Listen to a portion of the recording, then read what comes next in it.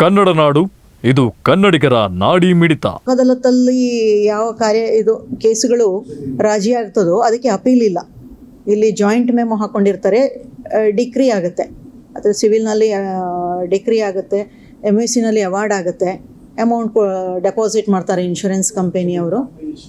Family ಇಶ್ಯೂಸ್ನಲ್ಲೂ ಅಷ್ಟೇ. ಇಲ್ಲಿ ನಮ್ಮ ಅನುಭವದ ಪ್ರಕಾರ ಇಷ್ಟು ವರ್ಷಗಳಲ್ಲಿ ಯಾರೂ ವಾಪಸ್ ಬಂದಿಲ್ಲ. ಮೇಂಟೆನೆನ್ಸ್ ಕೇಸ್ ಅಂದರೆ ನಾವಿಲ್ಲಿ ಏನು ಮಾಡ್ತೀವಿ, ಪರ್ಮನೆಂಟಾಗಿ ಸೆಟ್ಲ್ಮೆಂಟ್ ಮಾಡ್ತೀವಿ ಲೋಕ ಅದಾಲತ್ನಲ್ಲಿ. ಆಮೇಲೆ ರಿಯೂನಿಯನ್, ಗಂಡ ಹೆಂಡತಿ ಜಗಳ ಅಂತ ಹೇಳಿದರೆ ನಾವು ಅವ್ರನ್ನ ಬೇರೆ ಮಾಡೋದಿಲ್ಲ. ಲೋಕ ಅದಾಲತ್ನಲ್ಲಿ ಡಿವೋರ್ಸ್ ಮಾಡೋದಿಲ್ಲ, ಅವರನ್ನು ಜೊತೆ ಮಾಡಿ ಕಳಿಸ್ತೀವಿ. ಈ ಜೊತೆ ಮಾಡೋ ಪ್ರಕ್ರಿಯೆ ಅಂತ ಹೇಳಿದರೆ ಇದು ಒಂದು ಏನದಲ್ಲ, ಭಾಳ ಹಿಂದಿನಿಂದಲೂ ಅದರ ಬಗ್ಗೆ ಕ್ರಮ ತಗೊಳ್ತೀವಿ. ಭಾಳ ಸಿಟ್ಟಿಂಗ್ಸ್ ಮಾಡಿ ಅವರಿಬ್ಬರಿಗೆ ಮನವೊಲಿಸಿ, ಅವರ ಮಕ್ಕಳಿಗೆ ಅದರಿಂದ ಆಗೋ ತೊಂದರೆಗಳು ಅಥವಾ ಜೀವನದಲ್ಲಿ ಆಗೋ ತೊಂದರೆಗಳನ್ನೆಲ್ಲ ಅವರಿಗೆ ಹೇಳಿ ಅವರಿಗೂ ಅದು ಅನುಭವಕ್ಕೆ ಬರುತ್ತೆ, ಹೌದು ನಾವು ಬೇರೆ ಇರೋದು ಬೇಡ, ಜೊತೆಯಲ್ಲಿ ಇರೋಣ ಅಂತ. ಹಾಗಾಗಿ ಅವರು ಖುಷಿಯಿಂದನೇ ಸೆಟ್ಲ್ಮೆಂಟ್ ಮಾಡ್ಕೊಂಡು ಹೋಗ್ತಾರೆ. ಗಂಡ ಹೆಂಡತಿ ಮಕ್ಕಳೆಲ್ಲ ಜೊತೆಯಾಗಿ ಇರ್ತಾರೆ. ಹಾಗಾಗಿ ಅಂಥವ್ರು ಯಾರು ವಾಪಸ್ ಬಂದ ಪ್ರಕರಣ ನನ್ನ ಗಮನಕ್ಕೆ ಇದುವರೆಗೂ ಬಂದಿಲ್ಲ. ಅವ್ರಿಗೆ ಏನಾಗುತ್ತೆ ಅಂತಂದರೆ, ಸಾಲ ಎಲ್ಲ ಮಾಡಿ ಟ್ರೀಟ್ಮೆಂಟ್ ತಗೊಂಡಿರ್ತಾನೆ, ಅವನಿಗೂ ಸಕಾಲದಲ್ಲಿ ಅಮೌಂಟ್ ಸಿಕ್ಕದಂಗೆ ಆಗುತ್ತೆ, ಅನುಕೂಲ ಆಗುತ್ತೆ. ಇನ್ಶೂರೆನ್ಸ್ ಕಂಪನಿಯವ್ರಿಗೂ ಅದರಿಂದ ಅನುಕೂಲ ಆಗುತ್ತೆ. ಯಾಕಂದರೆ ಕೋರ್ಟ್ನಲ್ಲಿ ನಾವು ಅವಾರ್ಡ್ ಪಾಸ್ ಮಾಡಿದರೆ ವಿತ್ ಇಂಟ್ರೆಸ್ಟ್ ನಾವು ಆ್ಯಡ್ ಮಾಡಿ ಹಾಕ್ತೀವಿ. ಮತ್ತು ಇವರು ಕಟ್ಟಲಿಕ್ಕೂ ಟೈಮ್ ತಗೊಳ್ತಾರೆ, ಯಾರು ನಮ್ಮ ಇನ್ಶೂರೆನ್ಸ್ ಕಂಪನಿಯವ್ರು ತಗೊಂಡಾಗ ಮತ್ತೆ ಅದು ಬಡ್ಡಿ ಸೇರಿಸಿ ಕೊಡಬೇಕಾಗುತ್ತೆ. ಬಟ್ ಇಲ್ಲಿ ಕಕ್ಷಿದಾರನಿಗೆ ಏನಾಗುತ್ತೆ ಅಂದರೆ ಇಮಿಡಿಯೇಟ್ ಅಮೌಂಟು ಸಿಗುತ್ತೆ.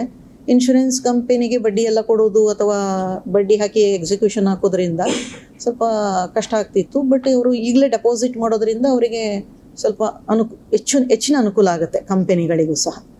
ಹಾಗಾಗಿ ಇಲ್ಲಿ ಒಬ್ಬರಿಗೆ ಬೆನಿಫಿಟ್ಟು ಒಬ್ಬರಿಗೆ ಲಾಸ್ ಅಂತ ಇಲ್ಲ. ಲೋಕ ಅದಾಲತ್ನಲ್ಲಿ ಇದು ಇಬ್ಬರಿಗೂ ಬೆನಿಫಿಟ್ ಆಗುತ್ತೆ. ಹಾಂ ಈಗ ಫಾರ್ ಎಕ್ಸಾಂಪಲ್ ಪಾರ್ಟಿಷನ್ ಸೂಟ್ನಲ್ಲಿ ಅಂತ ಹೇಳಬೇಕಾದ್ರೆ ನಮ್ಮ ಆನರೇಬಲ್ ಸುಪ್ರೀಂ ಕೋರ್ಟ್ನಲ್ಲಿ ವಿನೀತ್ ಶರ್ಮಾ ಕೇಸಲ್ಲಿ ಎಲ್ಲ ಡಿಸೈಡ್ ಆಗಿದೆ.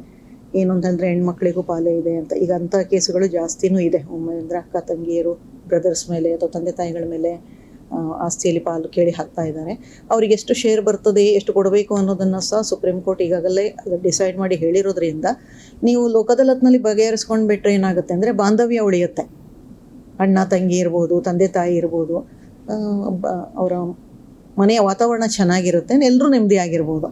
ಕೋರ್ಟಲ್ಲಿ ಬಂದು ಮತ್ತೆ ಜಜ್ಮೆಂಟ್ ಆಯಿತು ಅಂತ ಆದ ಮೇಲೆ ಮತ್ತೆ ಅವರು ಅಪೀಲ್ ಆಗ್ತಾ ಹೋಗ್ತಾರೆ. ಇದರಿಂದ ಏನಾಗುತ್ತೆ, ಅವರ ಟೈಮು ವೇಸ್ಟ್ ಆಗುತ್ತೆ. ಮತ್ತು ಅವರಲ್ಲಿರುವ ಏನು ಸ್ವಲ್ಪ ಸಣ್ಣ ಡಿಸ್ಪ್ಯೂಟ್ ಇರೋದು ಅಥವಾ ವೈಮನಸ್ಸು ಏನಾದರೂ ಇದ್ದರೆ ಜಾಸ್ತಿ ಆಗ್ತಾ ಹೋಗುತ್ತೆ. ಹಾಂ